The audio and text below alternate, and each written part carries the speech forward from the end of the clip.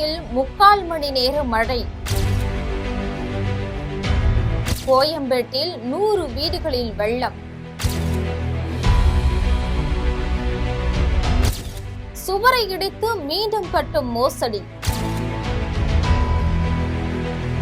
திமுக பாணியை தொடரும் தாவேக. திட்டம் மக்களுக்கா கமிஷனுக்கா? விரிவாக பார்க்கலாம் இந்த தொகுப்பில்.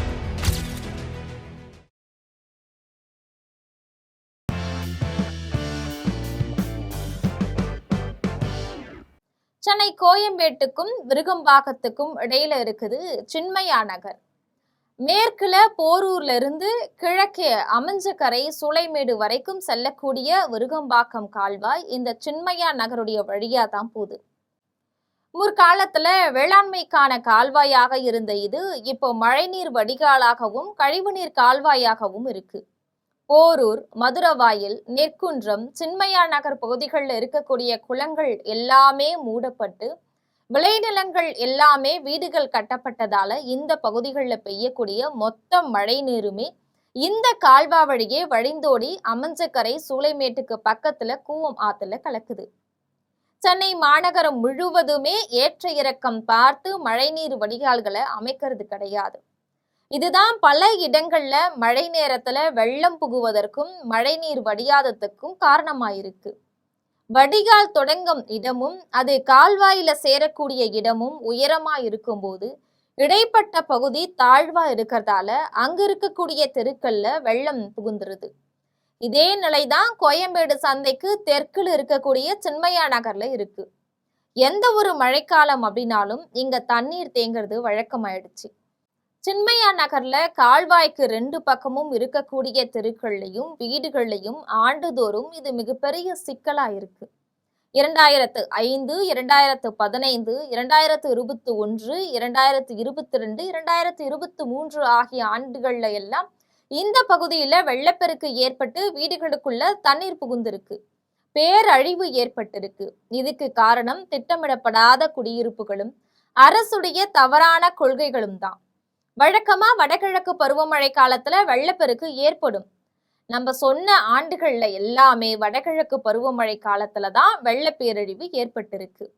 ஆனா கடந்த ஆண்டுல வடகிழக்கு பருவமழை சரியா பெய்யாத போதும் இப்போ கோடையிலும் சரியாக மழை பெய்யாத போதும் நேற்று இரவு 3/4 மணி நேரம் பெஞ்ச மழையில இந்த பகுதியில தெருக்கள்ல தண்ணீர் பெருகி வீட்டுக்குள்ள வந்துருச்சு.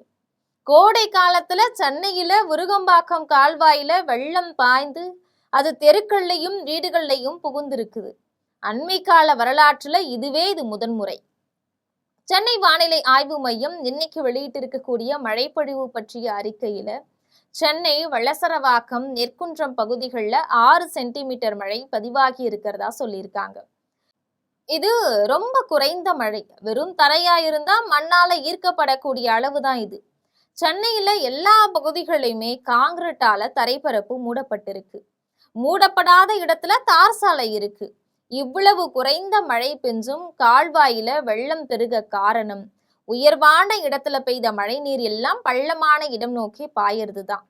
அது மட்டும் இல்லாம சட்டமன்ற தேர்தலுக்கு முன்னாடியே கோயம்பேடு விருகம்பாக்கம் இடையில இருக்கக்கூடிய காளியம்மன் கோவில் தெரு நெடுஞ்சாலையில விருகம்பாக்கம் கால்வாயில இருக்கக்கூடிய பாலத்துல கிழக்கு பகுதியை இடிச்சிட்டு புதிய பாலம் கட்டுறதுக்கான பணிகளை செய்யறதுதான். பணிகளை எப்படினாலும் செஞ்சுதான் ஆவணும். ஆனா ஒரு பக்கம் தூண் கட்டுறதுக்கான வேலை நடைபெற்று வரும்போது கால்வாயில தண்ணீர் போறதுக்கு மறுபக்கம் வழி ஏற்படுத்தி இருக்கணும்.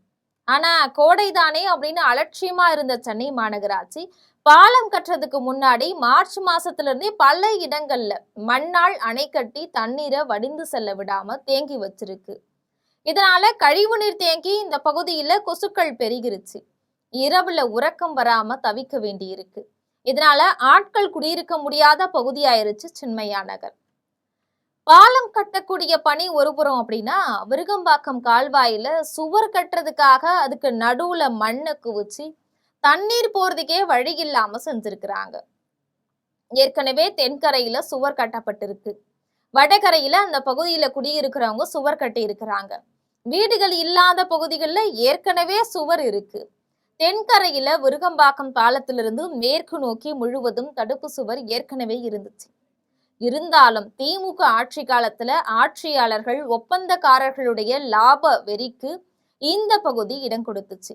ஏற்கனவே தடுப்பு சுவர் வலிமையா இருக்கக்கூடிய பகுதியில அதை இடிக்க முடியாம இடிச்சிட்டு அதே இடத்துல மறுபடியும் தடுப்பு சுவர் கட்ட வச்சிருக்குது அந்த கொள்ளை லாப வெறி. இந்த லாப வெறியால ஏற்பட்ட மனித தவறுகள் தான் இன்றைய வெள்ளப்பெருக்குக்கு காரணம். ஒரு கால்வாயிலோ ஆற்றிலோ வடிகாலிலோ பணியை செய்யறது அப்படின்னா வரக்கூடிய நீரை ஒரு ஓரமா வடிக செஞ்சிருக்கணும். கால்வாயில முழுவதுமே குறுக்காகவும் நெடுக்காகவும் மண்ணை குவித்து அடைச்சிட்டாங்க. இதனால இரவுல 3/4 மணி நேரத்துல 6 சென்டிமீட்டர் மழை பொழிந்து வெள்ளம் பெருகிருச்சு. பெருகிய வெள்ளத்துக்கு போக்கிடம் இல்லாததால ஏற்கனவே தடுப்பு சுவர் உடைக்கப்பட்ட வழியாகவும் தடுப்பணைக்கு மேற்குல இருக்கக்கூடிய தாழ்வான பகுதிகளையும் வெள்ளம் புகுந்துருச்சு. விருகம்பாக்கம் பாலத்துக்கு மேற்குல சின்மயா நகர், சித்திரை தெரு, வேத நகர், குமரன் நகர் ஆகிய பகுதிகள்ல இரவே வீடுகள்ல வெள்ளம் புகுந்துருச்சு. குமரன் நகர் 2வது தெருவுல இருக்கக்கூடிய ஒரு வீட்டுல இருக்கக்கூடிய குளிர்பதன பெட்டி ஓர் அடிக்கு தண்ணீர்ல மூழ்கினதால அதுல மின்கசிவு ஏற்பட்டதுல சென்னையில புகழ்பெற்ற கண் மருத்துவர் கீதா அவர்களுடைய கர்ப்பிணி மகளுக்கு கொஞ்சம் மின் அதிர்ச்சி ஏற்பட்டுருச்சு. உடனடியா அங்கிருந்து வெளியேறினதால அவர் உயிர் பிழைத்தாரு.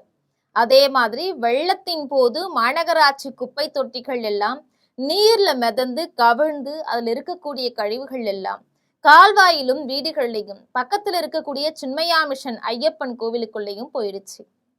அது நீருடைய போக்கை செலுத்ததால வெள்ளப்பெருக்கு இன்னும் அதிகமாயிருச்சு. இதுல இன்னொன்னையும் நம்ம சொல்லி ஆகணும்.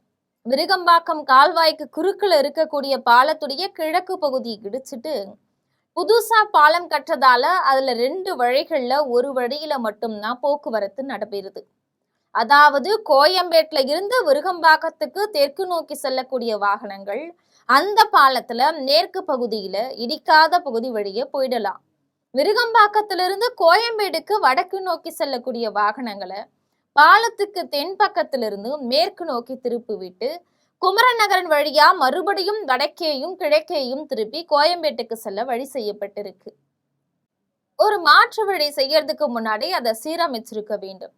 தேர்தல் காலத்துல இந்த ஏற்பாட்டை செய்ததால சாலையை சீரமைக்க முடியவில்லை. குண்டும் குழியுமா இருக்கு. விருகம்பாக்கம் டைஷா அப்படின்னு சொல்லக்கூடிய தமிழ்நாடு அனைத்திந்திய குடிமைப்பணி அலுவலர் குடியிருப்பு இந்த பகுதியில தான் இருக்கு. IAS IPS அதிகாரிகள், தலைமை செயலகத்துடைய மூத்த அதிகாரிகள் பலரும் இந்த பகுதியில தான் குடியிருக்கிறாங்க. அவங்க தினமும் இந்த வழியில தான் போயிட்டு வராங்க. தங்களுடைய கண் கண்ட பகுதியிலேயே சாலையை சீரமைக்காம கால்வாயில தண்ணீரை வடிய வைக்காம இருக்கிறாங்களே அப்படின்னா தமிழ்நாடு முழுவதும் என்ன பாடுபடும் அப்படின்னு எண்ணி பார்க்க வேண்டி இருக்கு. கோடை காலத்துல ஒரு நாள் இரவுல 3/4 மணி நேரம் 6 சென்டிமீட்டர் மழை பெஞ்சதுக்கே இப்படி வீட்டுக்குள்ள தண்ணீர் புகுந்துருச்சே. இதை தவிர்க்க ஒரே வழிதான் இருக்கு. பாலம் கட்டுறதுக்காக விருகம்பாக்கம் கால்வாயில மண்ணை வச்சுக்கிட்டு கட்டி இருக்கக்கூடிய தடுப்பணைகளை உடைக்கணும். தடுப்பு சுவர் கட்டுவதற்காக விருகம்பாக்கம் கால்வாய்க்கு நடுவுல குவிச்சு வச்சிருக்கக்கூடிய மண்ணை உடனே அள்ளணும். தடுப்பணையில ஒரு பகுதியே பொக்லைன் இயந்திரத்தை கொண்டு வெட்டி விட்டதாலும் மழை நின்று விட்டதாலும் காலையில வெள்ளம் வடிந்து நிலைமை சீராகி இருக்கு. இருந்தாலும் ஏற்கனவே வலிமையாக இருக்கக்கூடிய தடுப்பு சுவரை இடிக்க முடியாம இடிச்சு புதுசா அதை விட வலிமை குறைந்த தடுப்பு சுவர் கட்டக்கூடிய பணியை உடனடியா நிறுத்தணும். உயரமா சுவர் கட்டி எந்த பயனுமே கிடையாது. கால்வாயில தடங்கள் இல்லாம நீர் வடிஞ்சாதான் ஊருக்குள்ள வெள்ளம் புகாது. 10 அடி உயரத்துக்கு தடுப்பு சுவரை கட்டினாலும் வடிகால்கள், மழைநீர் வடியும் பொந்துகள், கழிவுநீர் கால்வாய்கள் ஆகியவற்றுக்கான தொண்டுகள் மூலமா வெள்ளம் ஊருக்குள்ள புகுந்துரும் அப்படிங்கிறத சென்னை மாநகராட்சியுடைய நெடுஞ்சாலைத்துறை, குடிநீர் வழங்கல், கழிவுநீர் அகற்றல் வாரியம் மற்றும் வடிகால் கட்டும் பொறியாளர்கள் அறிந்திருக்காதது அவர்களுடைய மடமையையும் ஆட்சியாளர்கள் ஒப்பந்தக்காரர்களின் லாப வரியையும் காட்டுது. விருகம்பாக்கம் கால்வாயில பாலம் கட்டக்கூடிய இடத்துக்கு தெற்கு சாலையில கீழ்ப்புறம் மழைநீர் வடிகாலுக்காக ஆழமா பள்ளம் தோண்டி இருக்கிறாங்க. இந்த புறம் செல்லக்கூடிய பேருந்துகள், கனரக லாரிகள் இந்த பள்ளத்து ஓரமா இடிஞ்சு உள்ளே விழ வாய்ப்பு இருக்கிறதையும் சுட்டி காட்டையாக வேண்டும். இதுல ஆறுதல் அளிக்கக்கூடிய ஒரு செயல்பாடும் நடந்திருக்கு. அது என்னன்னா, இந்த பகுதியில வெள்ளம் பெருகிருச்சு அப்படின்னு தெரிஞ்சதுமே, திடக்கழிவு மேலாண்மை செய்யக்கூடிய அர்பசர் சமிட் பணியாளர்கள் அதிகாலை 4 மணிக்கு களத்துக்கு வந்துட்டதுதான். அவர்களுடைய பணிகளை பாராட்டியே ஆவணும்.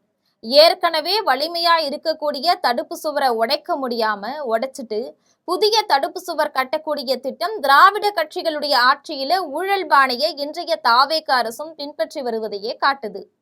விருகம்பாக்கம் கால்வாய்க்குள்ள குவித்து வைத்திருக்கக்கூடிய மண்ணை முழுவதுமா அள்ளி அகற்றிட்டு இப்போ இடிக்கப்பட்டிருக்கக்கூடிய இடத்துல மட்டும் வெள்ளம் வெளியே வராம தடுப்பு சுவரை கட்டி முடிச்சுட்டு இந்த திட்டத்தை முடிச்சு கொள்வது மக்களுக்கும் நல்லதா இருக்கும், ஆட்சியாளர்களுக்கும் நல்லதா இருக்கும். அதே நேரத்துல கொள்ளை லாப வெறி கொண்ட ஒப்பந்தக்காரர்களுக்கும் அவங்க கிட்ட கமிஷன் வாங்கக்கூடிய அரசியலாளர்களுக்கும் பெருத்த ஏமாற்றமா இருக்கும். சென்னை மாநகராட்சியுடைய தமிழ்நாடு அரசும் சென்னை மாநகராட்சியும் தமிழ்நாடு அரசும் இதை உடனடியா செய்ய வேண்டும் அப்படின்னு சின்மயா நகர் மக்கள் எதிர்பார்க்கிறாங்க. தமிழ்நாடு முழுவதும் வடகிழக்கு பருவமழை காலத்துல செய்ய வேண்டிய முன்னேற்பாட்டு பணிகளுக்கு இது ஒரு வெள்ளோட்டம் அப்படின்னு கருதி அரசு உடனே இது செய்யுமா? ஆட்சிக்கு 2 மாசங்களே ஆகக்கூடிய தாவேக அரசு மக்களுடைய நலனுக்காக பணியாற்ற போகிறதா?